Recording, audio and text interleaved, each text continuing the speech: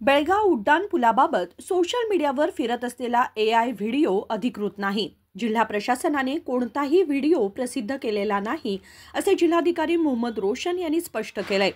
बुधवारी बेळगावमध्ये KMM मराठीशी बोलताना त्यांनी सांगितले की सोशल मीडियावर फिरत असलेला उड्डाणपूल बांधकामाचा व्हिडिओ अधिकृत नाही।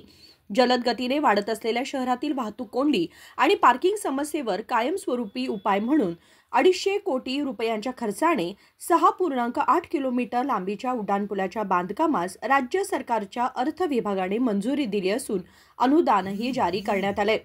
जिल्हा प्रशासन टेंडर प्रक्रिया हाती घेण्याच्या तयारीत आहे। ನಗರದಲ್ಲಿ PWD ಇಲಾಖೆ ಮುಖಾಂತರ ಒಂದು ಬೇಲ್ ಸೇತುವೆ ಕಟ್ಟಲಿಕ್ಕೆ ಎಲ್ಲ ಪೂರ್ವ ಸಿದ್ಧತೆಗಳನ್ನು ನಾವು ಮಾಡಿಕೊಂಡಿದ್ವಿ। ಸರಿಸುಮಾರು 6 ತಿಂಗಳಿಂದ ಇದರ ಮೇಲೆ ನಾವು ವಿಚಾರಣೆ ಮಾಡಿ ನಮ್ಮ ಜಿಲ್ಲೆ ಉಸ್ತುವಾರಿ ಮಂತ್ರಿಗಳ ನಿರ್ದೇಶನದಂತೆ PWD ಇಲಾಖೆ ಮುಖಾಂತರ DPR ರೆಡಿ ಮಾಡಲಾಗಿದೆ।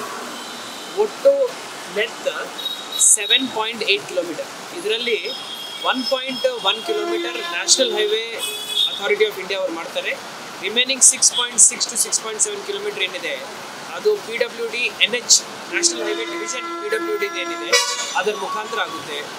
ಈಗ ಡೈರೆಕ್ಟ್ಲಿ ಹೈವೇದಿಂದ ಸಂಗಮ್ ರೋಡ್ ಮುಖಾಂತರ ಅಶೋಕ ಸರ್ಕಲಿಂದ ನಾವು ಬಸ್ ಸ್ಟ್ಯಾಂಡ್ ಹತ್ರ ಇಳಿಬೋದು, ಅಲ್ಲಿ ಫ್ಲೈಓವರ್ ಮೇಲೇನೂ ಬರ್ಬೋದು। ಅದೇ ರೀತಿ ಅಶೋಕ ಸರ್ಕಲಿಂದ ಸಂಗೊಳ್ಳಿ ರಾಯಣ್ಣ ಸರ್ಕಲ್ ಮುಖಾಂತರ SP ಆಫೀಸ್ ಕಡೆ ಇಳಿಬೋದು, ಅಲ್ಲಿಂದ ಮತ್ತೆ ಮೇಲೆ ಬರ್ಬೋದು। ಸಂಗೊಳ್ಳಿ ರಾಯಣ್ಣ ಸರ್ಕಲಿಂದ ಚೆನ್ನಮ್ಮ ಸರ್ಕಲ್ಗೆ ಹೋಗಿ ಅಲ್ಲಿಂದ ಕ್ಲಬ್ ರೋಡ್ಗೆ ಹೋಗ್ಬೋದು, ಅಲ್ಲಿ ಕ್ಲಬ್ ರೋಡಿಂದ ಬರ್ಬೋದು। ವಿಮ್ಸ್ ಹಾಸ್ಪಿಟಲ್ಗೆ ಹೋಗಲಿಕ್ಕೆ ಡೌನ್ ರ್ಯಾಂಪ್ ಕೊಟ್ಟಿದ್ದೀವಿ, ಅಲ್ಲಿ ಒಂದು ಅಪ್ ರ್ಯಾಂಪ್ ಕೊಟ್ಟಿದ್ದೀವಿ, ಹಾಗೂ ಬೋಗಾರ್ವೇಸ್ ತನಕ ಒಂದು ಡೌನ್ ರ್ಯಾಂಪ್ ಮತ್ತು ಅಪ್ ರ್ಯಾಂಪ್ ಕೊಡ್ತಾ ಇದ್ದೀವಿ।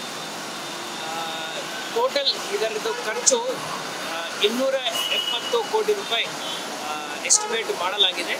ಇದರಲ್ಲಿ ಈಗಾಗಲೇ ರಾಜ್ಯ ಸರ್ಕಾರದಿಂದ 200 ಕೋಟಿ ಬಡ್ಜೆಟಲ್ಲಿ ಮೀಸಲಿಡಲಾಗಿದೆ। ಸೊ ಇನ್ನೊಂದು ತಿಂಗಳ ಒಳಗಡೆ ಈ ಟೆಂಡರ್ನು ನಾವು ಮುಕ್ತಾಯ ಮಾಡಿಕೊಂಡು ಅವಾರ್ಡ್ ಇಶ್ಯೂ ಮಾಡಿ ಇದನ್ನು ಎಕ್ಸಿಕ್ಯೂಟ್ ಮಾಡೋ ಟೈಮಲ್ಲಿ ಕೆಳಗಡೆ ರೋಡ್ ಮೇಲೆ ಯಾವುದೇ ತೊಂದರೆ ಆಗದಂತೆ ನೋಡಿಕೊಂಡು ಯಾವಾಗಲೂ right of way free traffic flow ಮಾಡಲಿಕ್ಕೆ ಎಲ್ಲ ವ್ಯವಸ್ಥೆಗಳನ್ನು ಮಾಡಿಕೊಂಡಿದ್ದೀವಿ। 1.5-2 ವರ್ಷದ ಒಳಗಡೆ ಈ ಪ್ರಾಜೆಕ್ಟ್ ಮುಕ್ತಾಯ ಮಾಡ್ತಾ ಇದ್ವಿ। ಸೋಷಿಯಲ್ ಮೀಡಿಯಾದಲ್ಲಿ ಒಂದು AI ಜನರೇಟೆಡ್ ವಿಡಿಯೋ ಸ್ವಲ್ಪ ಸರ್ಕ್ಯುಲೇಟ್ ಆಗ್ತಾ ಇದೆ।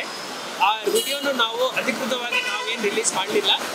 ಸೊ ನಾನು ಈಗ ಎಷ್ಟು ಹೇಳಿದ್ದೀನಿ, ಯಾವ್ಯಾವ ಡೈರೆಕ್ಷನ್ಸಲ್ಲಿ ಹೇಳಿದ್ದೀನಿ, ಈ ಮೇಲ್ ಸೇತುವೆ ಬರೀ ಅಲ್ಲೇ ಬರ್ತದೆ। ಧನ್ಯವಾದ। राज्य सरकारने 2025-26च्या अर्थसंकल्पात जाहीर केल्याप्रमाणे या उड्डाणपूल योजने सार्वजनिक बांधकाम विभागाकडून अनुदान मिळणार असल्याचंही त्यांनी सांगितलं। विनोद कोलकार, KMM मराठी, बेळगाव।